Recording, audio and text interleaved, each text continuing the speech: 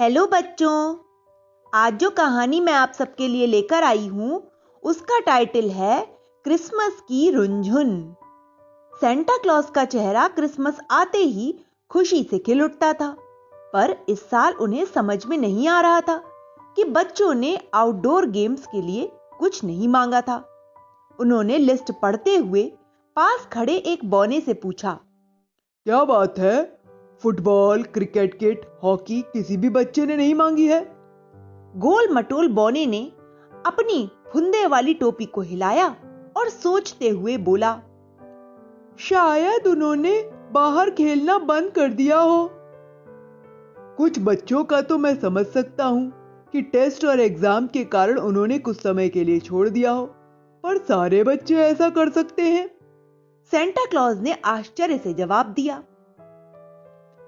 और जो बच्चे हर साल फुटबॉल मांगते थे उन्होंने भी इस साल कुछ नहीं मांगा। दूसरे बौने ने अपनी घुंघरू वाली टोपी को झटका देते हुए कहा। सेंटा ये सुनकर परेशान हो गए और खिड़की से बाहर झांकने लगे। हवा में उड़ते हुए सफेद बर्फ के गोले बहुत सुंदर लग रहे थे। उन्होंने बहुत देर तक इस बात को समझने की कोशिश की, पर कोई बात उनकी समझ में नहीं आ रही थी।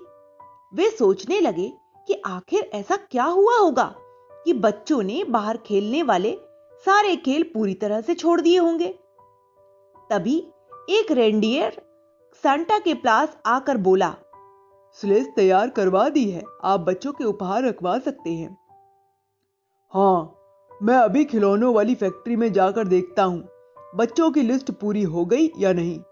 सेंटा ने जवाब दिया। तभी रेंडियर बोला, पर इस बार मुझे उपहार बहुत कम नजर आ रहे हैं। मैं भी यही सोच रहा हूँ। कहते हुए सेंटा के चेहरे पर उदासी छा गई और वे खिलौने देखने चले गए। कम उपहार देखकर सेंटा का चेहरा उतर गया और वे अपने कमरे में चले गए। क्रिसमस आने में 2 दिन बचे थे, पर सेंटा एक पल के लिए भी अपने कमरे से बाहर नहीं निकले। उन्हें चिंता के कारण नींद भी नहीं आ रही थी।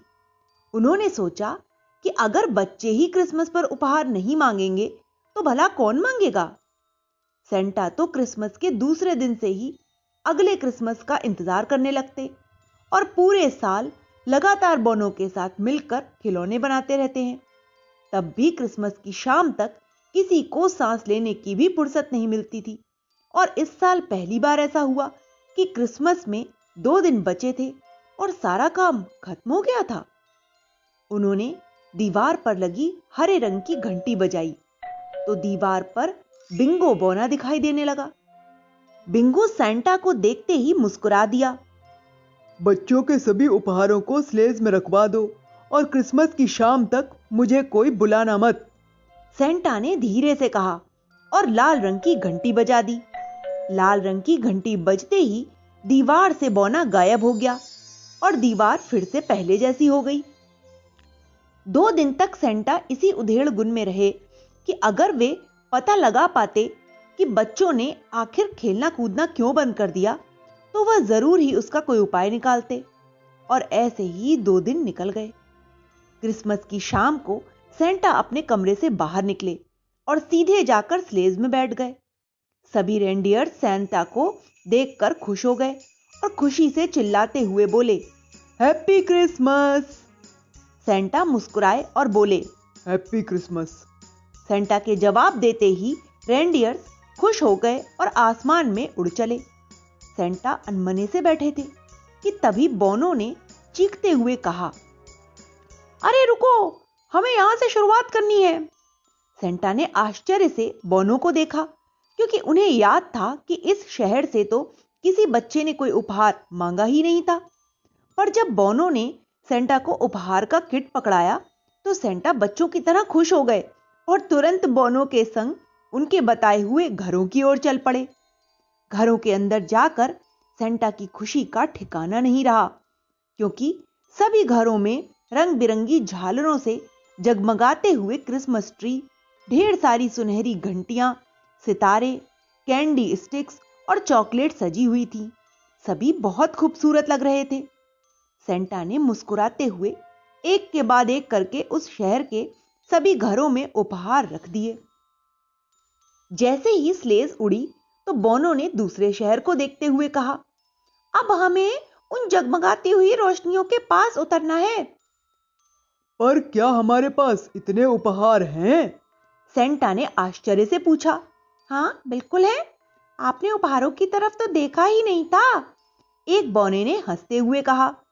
सेंटा ने तुरंत पीछे मुड़कर देखा तो आश्चर्यचकित रह गए। हजारों उपहार चमकीली पन्नियों में लिपटे हुए रखे थे। सेंटा की आंखें चमक उठीं।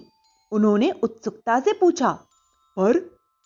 तभी एक नटखट बौना ताली बजाकर उछलता हुआ बोला, जब आप दुखी होकर कमरे में बंद हो गए थे तब हम सबको बहुत बुरा लगा और हमारे रेंडियर इस बात का पता लगाने निकल पड़े कि आखिर बच्चों ने हॉकी, फुटबॉल और क्रिकेट किट वगैरह क्यों नहीं मांगे।